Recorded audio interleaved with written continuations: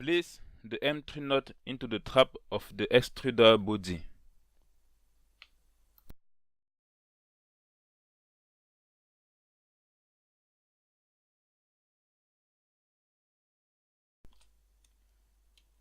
Slide the M3 square nut into the trap on the other side of the extruder body.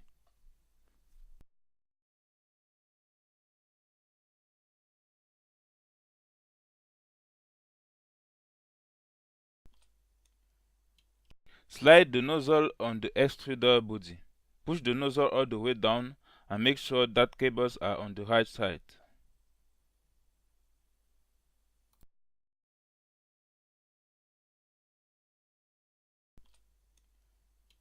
Now, prepare the extruder cover by placing the M3 nuts into its traps. Note that the top nut needs to be pushed all the way down.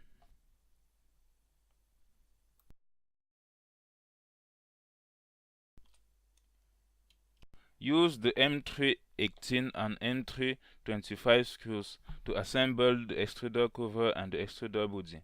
Tighten the screws until the nozzle stops moving in the extruder.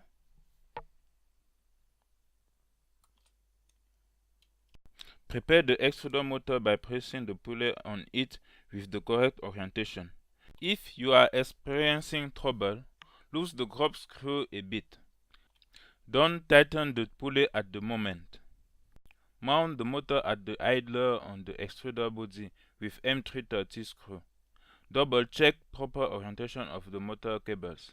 Tighten the motor screws gently.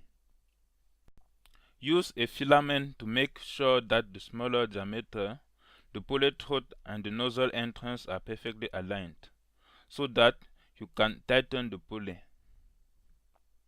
Place the M3 square nuts into the traps of the extruder body. To prepare the shaft with bearing, assemble the 516 shaft, the 625 bearing and the 2M5 washers. Place the shaft with bearing into the idler. Check if the shaft is pressed all the way in.